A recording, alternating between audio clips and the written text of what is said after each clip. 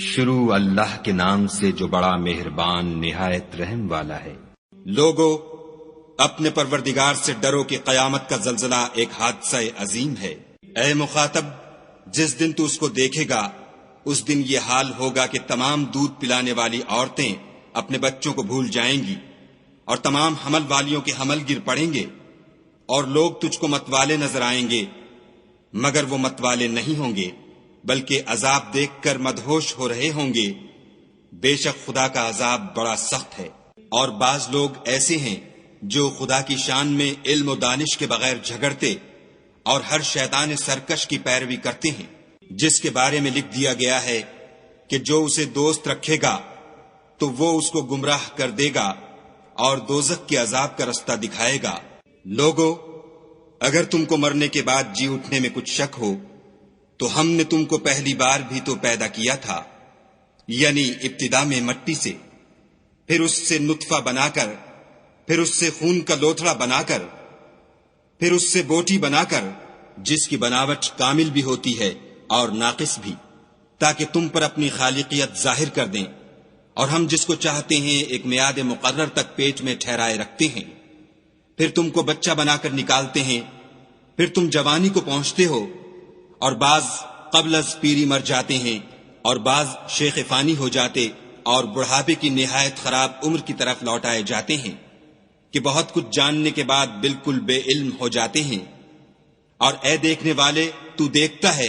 کہ ایک وقت میں زمین خشک پڑی ہوتی ہے، پھر جب ہم اس پر مہ برساتے ہیں تو وہ شاداب ہو جاتی اور ابھرنے لگتی ہے اور طرح طرح کی بارونق چیزیں اگاتی ہے۔ ان قدرتوں سے ظاہر ہے کہ خدا ہی قادر مطلق ہے جو برحق ہے، اور یہ کہ وہ مردوں کو زندہ کر دیتا ہے،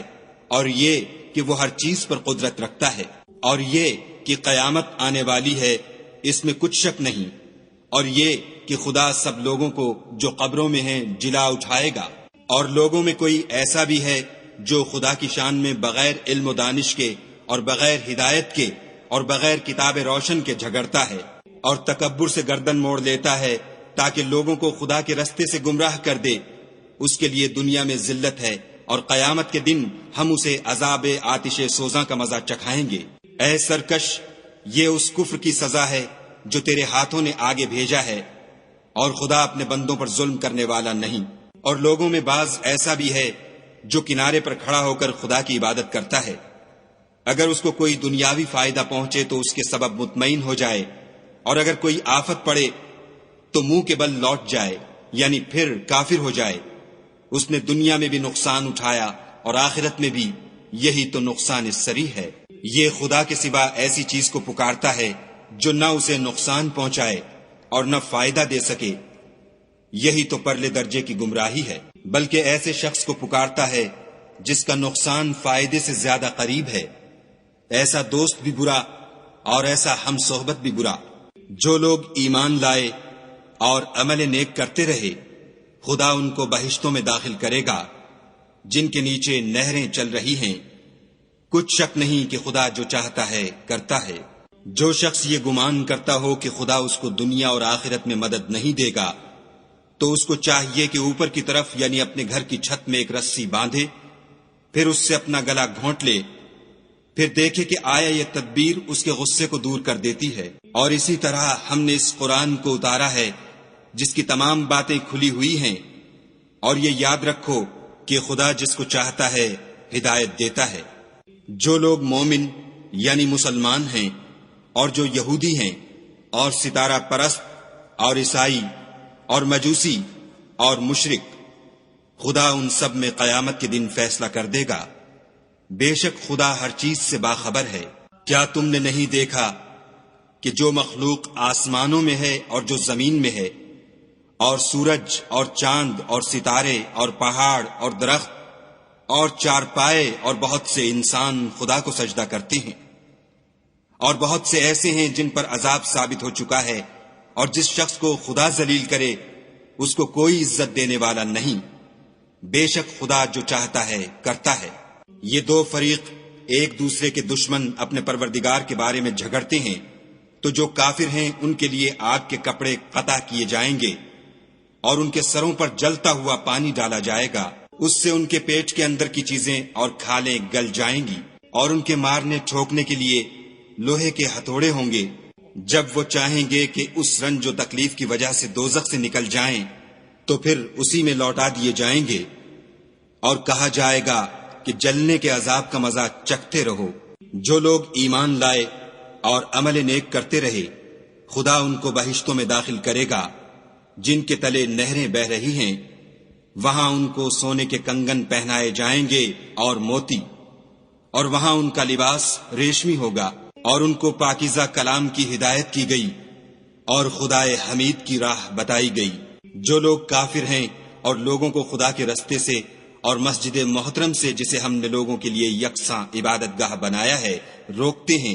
خواہ وہ وہاں کے رہنے والے ہوں یا باہر سے آنے والے، اور جو اس میں شرارت سے کجروی و کفر کرنا چاہے، اس کو ہم درد دینے والے عذاب کا مزہ چکھائیں گے۔ اور ایک وقت تھا جب ہم نے ابراہیم کے لیے خانہ کعبہ کو مقام مقرر کیا اور ارشاد فرمایا کہ میرے ساتھ کسی چیز کو شریک نہ کیجو، اور طواف کرنے والوں اور قیام کرنے والوں اور رکوع کرنے والوں اور سجدہ کرنے والوں کے لیے میرے گھر کو صاف رکھا کرو، اور لوگوں میں حج کے لیے ندا کر دو کہ تمہاری طرف پیدل اور دبلے دبلے اونٹوں پر جو دور دراز رستوں سے چلے آتے ہوں سوار ہو کر چلے آئیں، تاکہ اپنے فائدے کے کاموں کے لیے حاضر ہوں، اور قربانی کے ایام معلوم میں 4 پایہ مویشی کے ذبح کے وقت جو خدا نے ان کو دیے ہیں ان پر خدا کا نام لیں، اس میں سے تم خود بھی کھاؤ اور فقیر درماندہ کو بھی کھلاؤ۔ پھر چاہیے کہ لوگ اپنا میل کچیل دور کریں اور نظریں پوری کریں اور خانہ قدیم یعنی بیت اللہ کا طواف کریں، یہ ہمارا حکم ہے۔ اور جو شخص ادب کی چیزوں کی جو خدا نے مقرر کی ہیں عظمت رکھے تو یہ پروردگار کے نزدیک اس کے حق میں بہتر ہے۔ اور تمہارے لیے مویشی حلال کر دیے گئے ہیں سوا ان کے جو تمہیں پڑھ کر سنائے جاتے ہیں، تو بتوں کی پلیدی سے بچو اور جھوٹی بات سے اجتناب کرو، صرف ایک خدا کے ہو کر اور اس کے ساتھ شریک نہ ٹھہرا کر۔ اور جو شخص کسی کو خدا کے ساتھ شریک مقرر کرے تو وہ گویا ایسا ہے جیسے آسمان سے گر پڑے، پھر اس کو پرندے اچک لے جائیں یا ہوا کسی دور جگہ اڑا کر پھینک دے۔ یہ ہمارا حکم ہے۔ اور جو شخص ادب کی چیزوں کی جو خدا نے مقرر کی ہیں عظمت رکھے تو یہ فعل دلوں کی پرہیزگاری میں سے ہے۔ ان میں ایک وقت مقرر تک تمہارے لیے فائدے ہیں، پھر ان کو خانہ قدیم یعنی بیت اللہ تک پہنچنا اور ذبح ہونا ہے۔ اور ہم نے ہر ایک امت کے لیے قربانی کا طریق مقرر کر دیا ہے، تاکہ جو مویشی 4 پائے خدا نے ان کو دیے ہیں ان کے ذبح کرنے کے وقت ان پر خدا کا نام لیں۔ سو تمہارا معبود ایک ہی ہے، تو اسی کے فرما بردار ہو جاؤ اور عاجزی کرنے والوں کو خوشخبری سنا دو۔ یہ وہ لوگ ہیں کہ جب خدا کا نام لیا جاتا ہے تو ان کے دل ڈر جاتے ہیں، اور جب ان پر مصیبت پڑتی ہے تو صبر کرتے ہیں اور نماز آداب سے پڑھتے ہیں، اور جو مال ہم نے ان کو عطا فرمایا ہے اس میں سے نیک کاموں میں خرچ کرتے ہیں۔ اور قربانی کے اونٹوں کو بھی ہم نے تمہارے لیے شعائر خدا مقرر کیا ہے، ان میں تمہارے لیے فائدے ہیں، تو قربانی کرنے کے وقت قطار باندھ کر ان پر خدا کا نام لو، جب پہلو کے بل گر پڑیں تو ان میں سے کھاؤ، اور قناعت سے بیٹھ رہنے والوں اور سوال کرنے والوں کو بھی کھلاؤ۔ اس طرح ہم نے ان کو تمہارے زیر فرمان کر دیا ہے تاکہ تم شکر کرو۔ خدا تک نہ ان کا گوشت پہنچتا ہے اور نہ خون، بلکہ اس تک تمہاری پرہیزگاری پہنچتی ہے۔ اسی طرح خدا نے ان کو تمہارا مسخر کر دیا ہے تاکہ اس بات کے بدلے کہ اس نے تم کو ہدایت بخشی ہے اسے بزرگی سے یاد کرو۔ اور اے پیغمبر صلی اللہ علیہ وآلہ وسلم، نیکوکاروں کو خوشخبری سنا دو۔ خدا تو مومنوں سے ان کے دشمنوں کو ہٹاتا رہتا ہے، بے شک خدا کسی خیانت کرنے والے اور کفران نعمت کرنے والے کو دوست نہیں رکھتا۔ جن مسلمانوں سے خواہ مخواہ لڑائی کی جاتی ہے ان کو اجازت ہے کہ وہ بھی لڑیں، کیونکہ ان پر ظلم ہو رہا ہے، اور خدا ان کی مدد کرے گا، وہ یقیناً ان کی مدد پر قادر ہے۔ یہ وہ لوگ ہیں کہ اپنے گھروں سے ناحق نکال دیے گئے، انہوں نے کچھ قصور نہیں کیا، ہاں یہ کہتے ہیں کہ ہمارا پروردگار خدا ہے۔ اور اگر خدا لوگوں کو ایک دوسرے سے نہ ہٹاتا رہتا تو راہبوں کے صومعے اور عیسائیوں کے گرجے اور یہودیوں کے عبادت خانے اور مسلمانوں کی مسجدیں جن میں خدا کا بہت سا ذکر کیا جاتا ہے گرائی جا چکی ہوتی، اور جو شخص خدا کی مدد کرتا ہے خدا اس کی ضرور مدد کرتا ہے، بے شک خدا توانا اور غالب ہے۔ یہ وہ لوگ ہیں کہ اگر ہم ان کو ملک میں دسترس دیں تو نماز پڑھیں اور زکوٰۃ ادا کریں اور نیک کام کرنے کا حکم دیں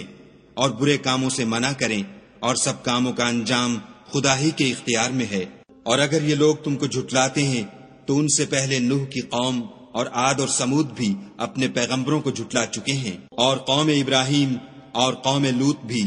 اور مدین کے رہنے والے بھی، اور موسیٰ بھی تو جھٹلائے جا چکے ہیں، لیکن میں کافروں کو مہلت دیتا رہا، پھر ان کو پکڑ لیا،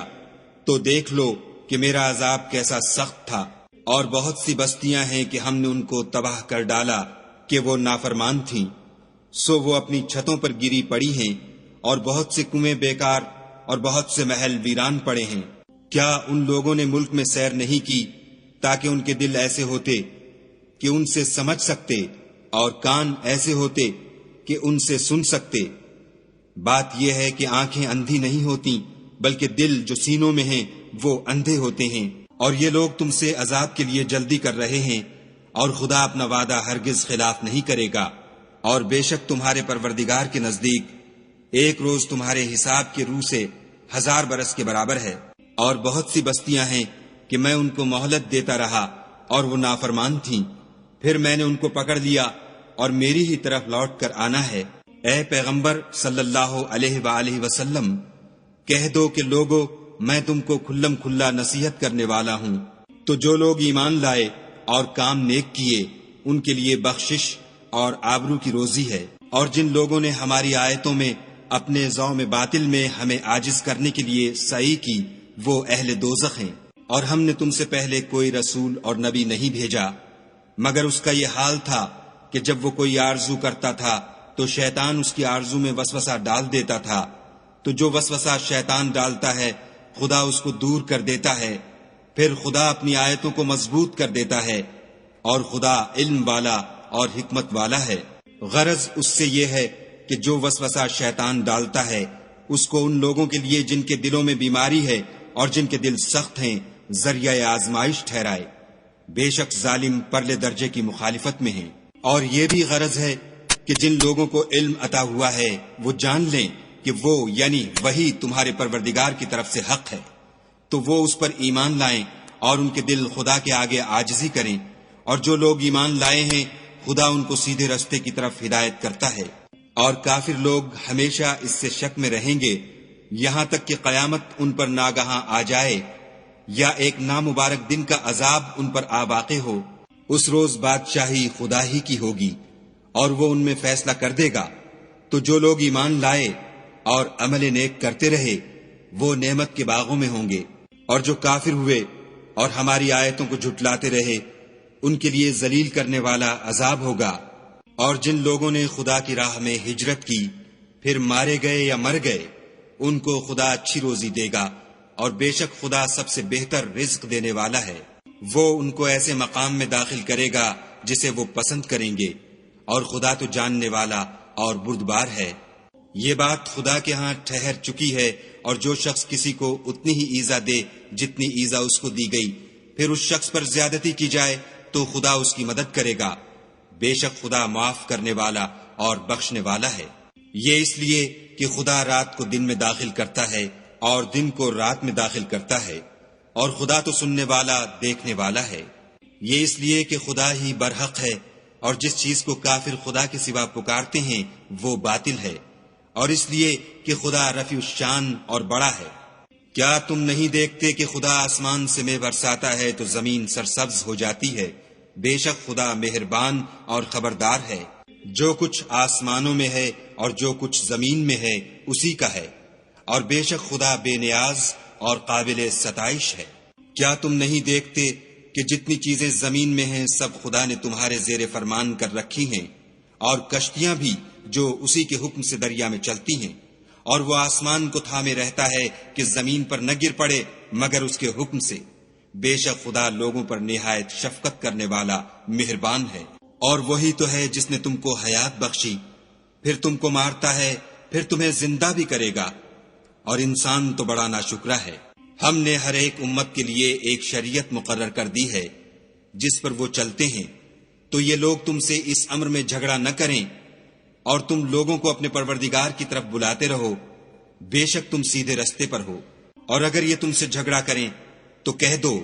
کہ جو عمل تم کرتے ہو خدا ان سے خوب واقف ہے۔ جن باتوں میں تم اختلاف کرتے ہو خدا تم میں قیامت کے روز ان کا فیصلہ کر دے گا۔ کیا تم نہیں جانتے کہ جو کچھ آسمان اور زمین میں ہے خدا اس کو جانتا ہے؟ یہ سب کچھ کتاب میں لکھا ہوا ہے، بے شک یہ سب خدا کو آسان ہے۔ اور یہ لوگ خدا کے سوا ایسی چیزوں کی عبادت کرتے ہیں جن کی اس نے کوئی سند نازل نہیں فرمائی اور نہ ان کے پاس اس کی کوئی دلیل ہے، اور ظالموں کا کوئی بھی مددگار نہیں ہوگا۔ قریب ہوتے ہیں کہ جو لوگ ان کو ہماری آیتیں پڑھ کر سناتے ہیں ان پر حملہ کر دیں۔ کہہ دو کہ میں تم کو اس سے بھی بری چیز بتاؤں، وہ دوزخ کی آگ ہے جس کا خدا نے کافروں سے وعدہ کیا ہے،